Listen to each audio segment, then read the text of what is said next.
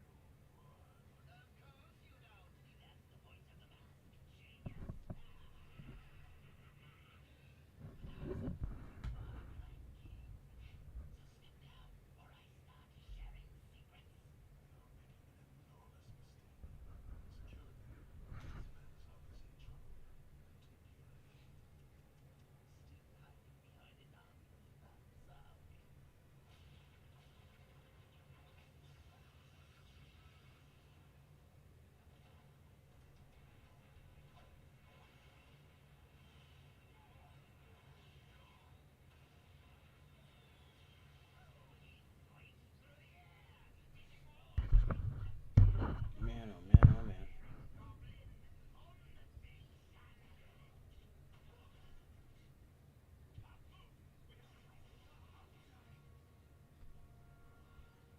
2.7 million 9 years ago. I mean, 2 years ago. We fight for the future where we lower the cost of living for America's families. Bringing down grocery prices, capping unfair rent increases, making sure billionaires pay their fair share in taxes. What we need is what Kamala Harris is fighting for.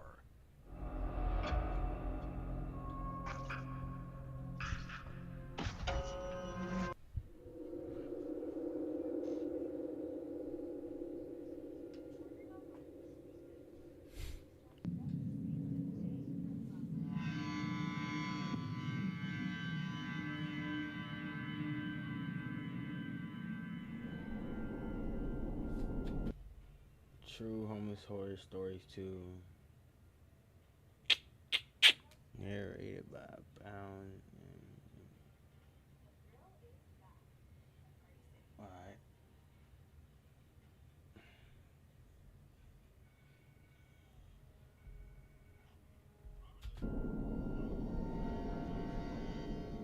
I've lived a long enough life to have heard and seen a lot of unusual things. Of course, having spent many of my years in it, in the state of Florida, I've seen firsthand on several occasions why the infamous Florida man is always making headlines across the country. Heck, I could have been one of those Florida men back in the day. But I can tell you without a doubt that no matter how steeled you think you've become against the surprises life throws at you, you're never invincible. Life always holds the power to shock you to your core. I mean, take me for example. I spent my years in the military, and I've spent my years on the streets, drifting between one rock and another hard place. But no matter what messed up stuff I have to see go down or deal with, I always bounce back. Well, almost always. Out of everything I've seen, only one thing made me lose my cool, and I think it was just the sheer unexpectedness of it. Just that I didn't think anything like it could ever happen in broad daylight in the middle of the city, but there's no denying that this happened. Everyone knows about it these days. It was a nice sunny day in Miami. I was making my way across town down the concrete mess of a highway, just to get out of that part of town I'd been in for the last few weeks. I'd never owned a car, so I was taking my bike down the shoulder. Except I wasn't riding it. I hadn't been sleeping well, and the night before I didn't manage to catch any sleep at all. I was honestly too drowsy to pedal in a straight line, Why would so I we? was literally just walking my bike down the shoulder of the road. There was a sidewalk next to me, but it was on the other side of a concrete barrier, like the ones they use to divide directions of traffic on freeways. I could have hopped it on foot, but not with my bike. I don't know exactly how I'd ended up sandwiched there between the cars and the concrete, but after what happened later, I'd take that way again over the alternative. The sun was getting high and bright. It was starting to hurt my eyes. I squinted ahead and saw that there was a bridge down the way, a nice wide overpass to provide some shade. I started to quicken my pace, which felt pretty silly given that there were countless cars flying past me, but between the deafening whoosh of each vehicle passing, I kept thinking I was hearing something. Something that sounded like the shouts of a heated argument between drunk people. That's the problem with you. It's going out of this town. That might not be something you'd expect to hear in the middle of the day in your town, but in Miami, it's more than common. But I couldn't help but think it sounded a little unusual. I figured that sleep deprivation was screwing with me, and pressed on. But as I got closer to the bridge, the shouting grew louder. It sounded more like screaming, but there was some other tone in there, like a growling rabid dog. Every time I thought I was about to decipher it, a car would blow past me. Then, the sound would change. By the time I got to the bridge, my curiosity was piqued. I could definitely tell where the noise was coming from. Straight ahead of me, just a few more yards under the shade. I peeked over the edge of the barrier onto the sidewalk and saw two hairy pairs of men's legs sliding around together on the sidewalk. I instinctively darted my eyes away, not wanting to see much more above the thigh level. It's experimenting people. I'll be right back.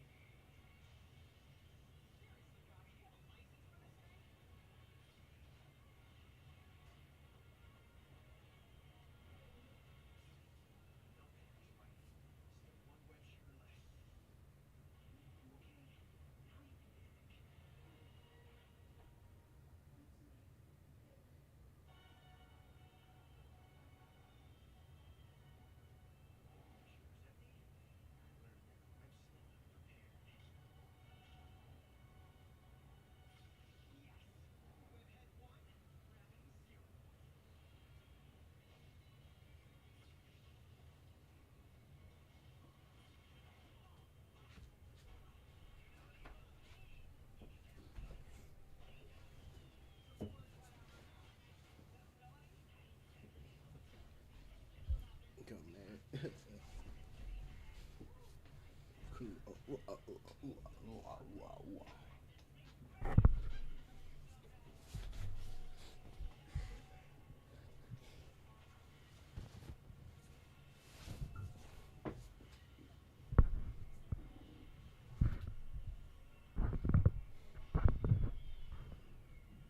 Need to get a room. What are they thinking? Doing stuff like that on the side of the road in the beaming sun. Well, obviously no one cares because no one's stopping. Just another day in Florida. I did my best to keep my eyes to myself as I passed under the shade. I was thankful for the break from the intense light, but beneath the underside of the road above, some strange sounds began to echo, forcing me in for another look. This wasn't an act of exhibition, but there were two messed up looking dudes lying naked on the concrete, and one of them was crouched over the other, tearing into a man's face with his teeth.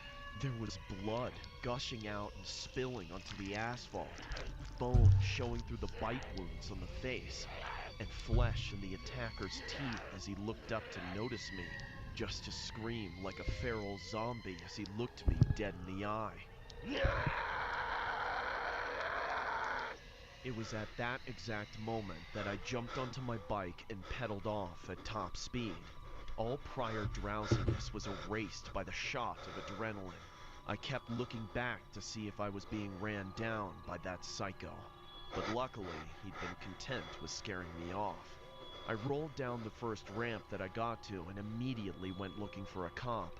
I found one not even a block away, surrounded by several other very concerned-looking citizens. The police officer, however, seemed annoyed, but I was in a panic, and I never panic, so I must have been a sight to see all on my own. I barged through all those people and got right up into the cop's face. There's a flippin' zombie on the frickin' pedestrian path. Up the ramp, just up that way.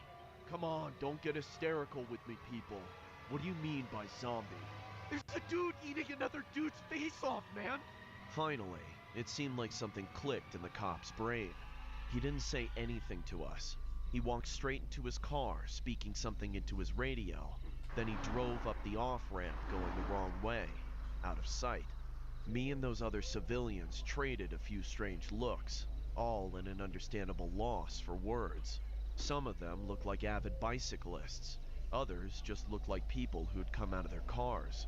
I wondered how long that thing had been going on with all those people just driving past like that. Then we heard the gunshots. 5 of them in quick succession. Everybody on the street stopped what they were doing, dumbfounded. In just a few minutes, more and more cops came, followed by an ambulance, and then the army of press. News van after news van drove up to broadcast the scoop, live on the scene, or whatever. I heard some office building captured the whole thing on their security cameras. It was the talk of the town for weeks. I'm sure the name Miami was heard all across the world alongside zombie attack, cannibal eats face off homeless man, Florida man gets wasted and eats face. I don't care for any of that. People who weren't there seem fascinated by it, but I know more than anything that I never want to see pictures of that horrible tragedy. Just from seeing it one time, I was shaken up for months. I still get hair standing up on the back of my neck whenever I pass under a bridge. A person who was riding his bike here off the MacArthur Causeway yesterday afternoon says he saw one man eating another man alive. You're about to hear from the Miami man who had his face chewed off. My face is all bashed up. My eyes got plucked out. And ignored the officer's orders to stop eating the other man's face. Election alert. Election day is on November 5th. Who you vote for is private, but if you vote is public information. Okay. After this election, your voting record will be updated, and your friends and family will be able to look up how often you vote. So vote on or by Tuesday, November 5th. In Albion, no matter where you go or what you do, your mount will accompany you on your journey. That one...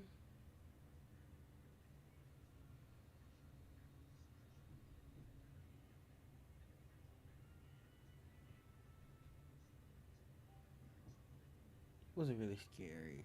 It's more weird. It's actually scary.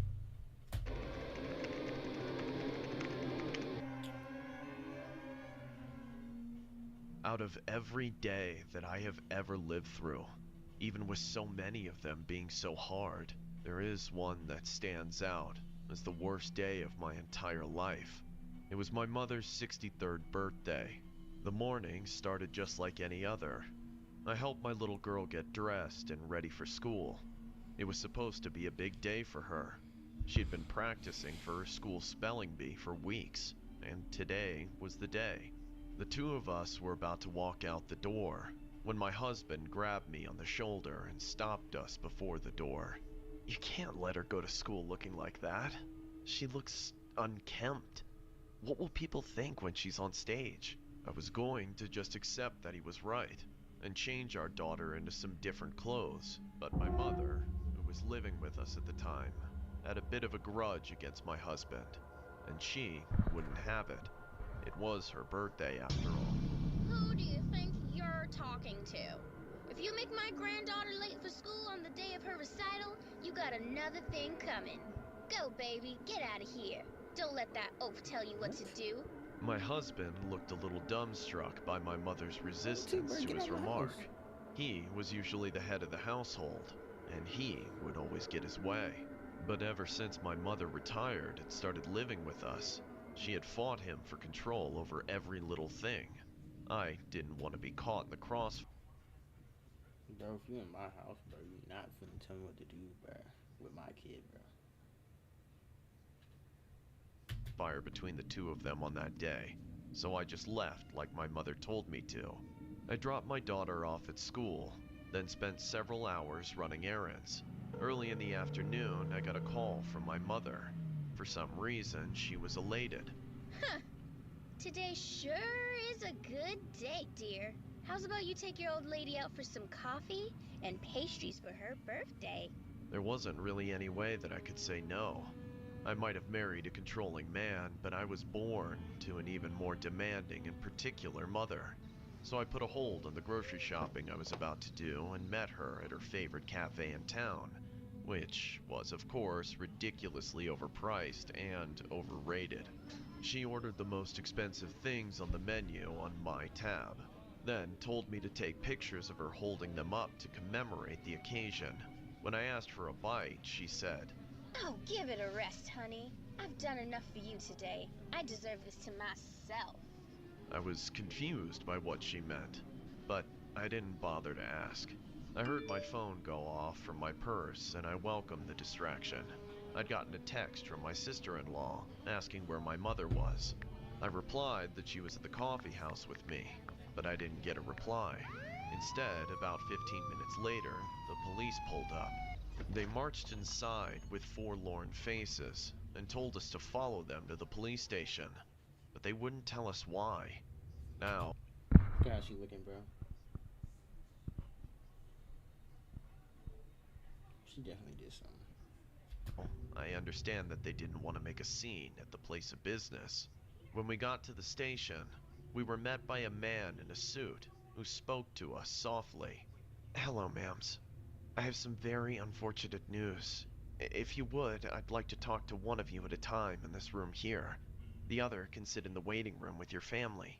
Oh, let me go first. It's my birthday. Sure. Come with me, ma'am.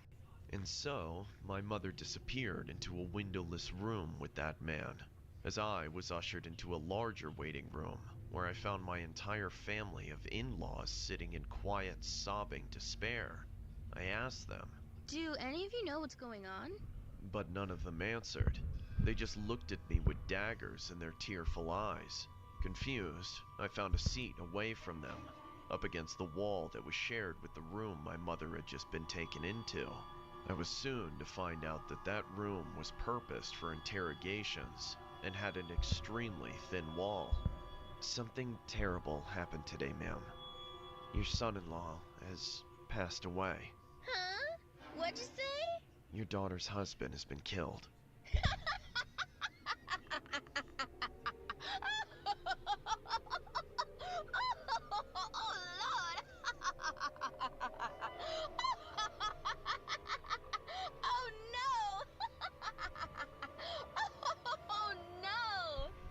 Moment, my world collapsed. I'd just seen my husband alive a few hours ago, but now he was gone. I couldn't think of a single person who would want to hurt him, but then it hit me.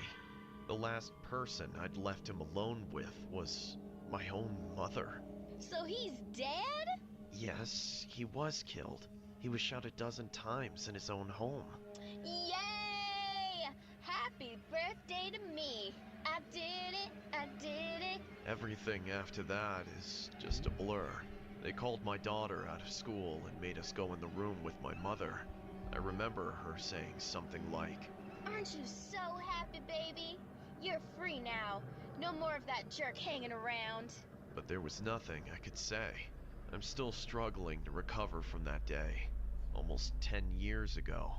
I just can't believe how deranged she became, that she would do something so despicable and then celebrate it.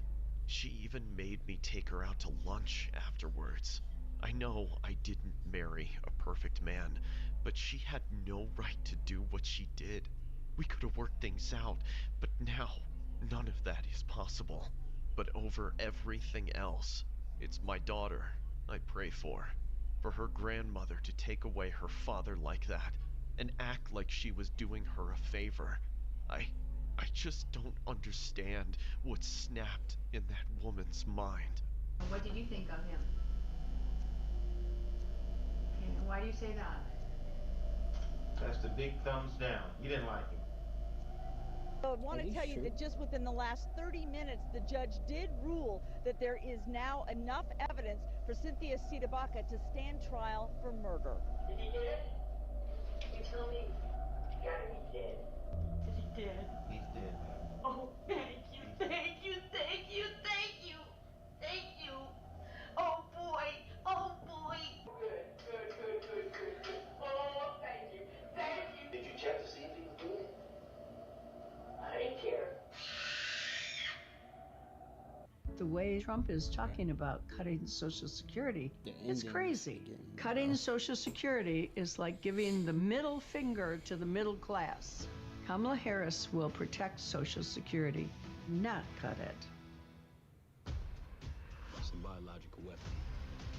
And they put this in Saddam's hands too? What do you want us to do about it?